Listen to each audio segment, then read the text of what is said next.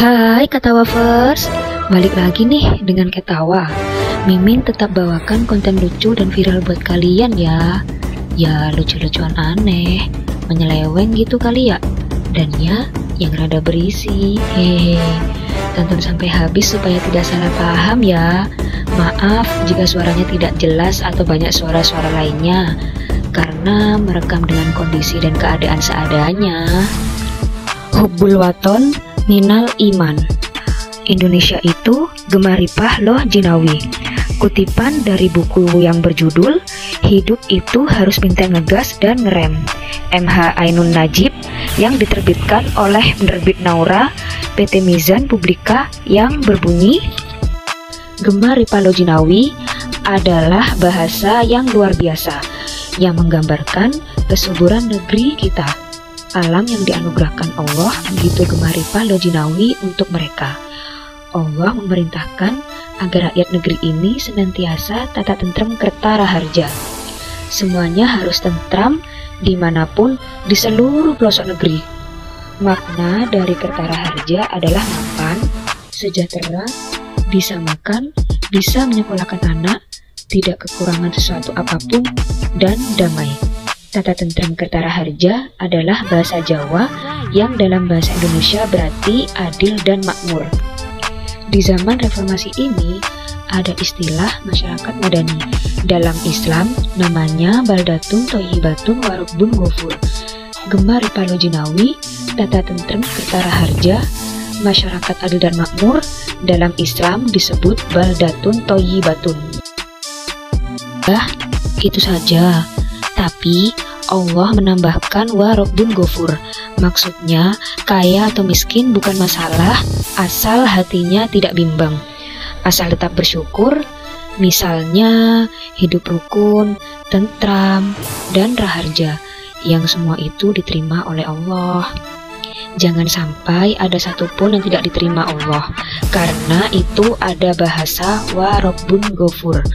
Kalau dipikir-pikir, tata tentrem kertara harja itu bukan hanya yang bagus-bagus saja.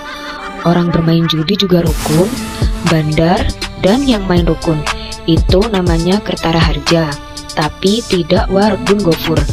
Main di tempat prostitusi itu tata tentrem kertara harja, tapi tidak rabbun ghafur, tidak diterima Gusti Allah.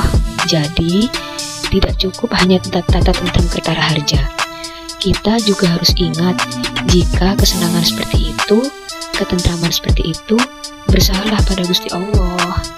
Jadi yang harus dijadikan pedoman itu adalah bagaimana caranya bisa makan, tidak sampai kelaparan, tapi jangan sampai Allah marah. Mau jadi lurah, mau jadi bandar judi, mau jadi tukang ojek, tidak masalah.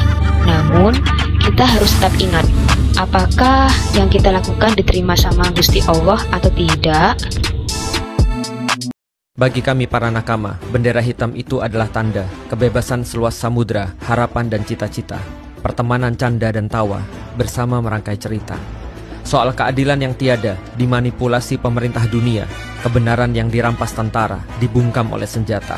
Sementara para pejabat berpesta di atas rakyat yang sengsara.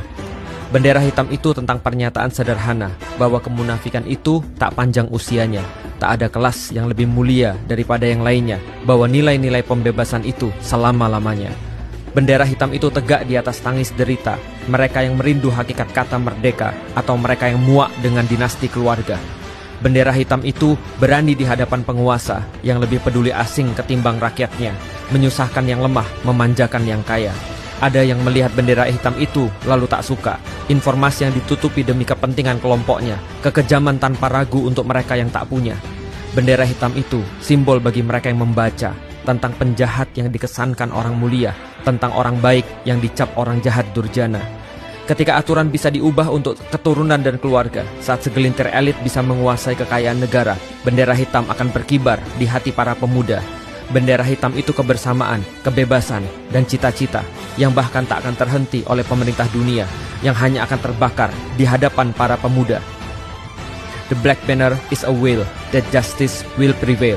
Simple statement, when government fail, we sail.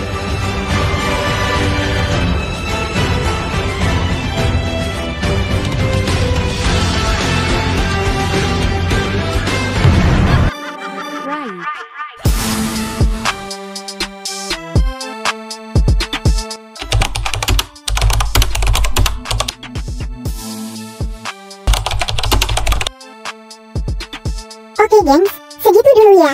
Subscribe, follow, like, komen, dan share ya. Sampai ketemu di video selanjutnya.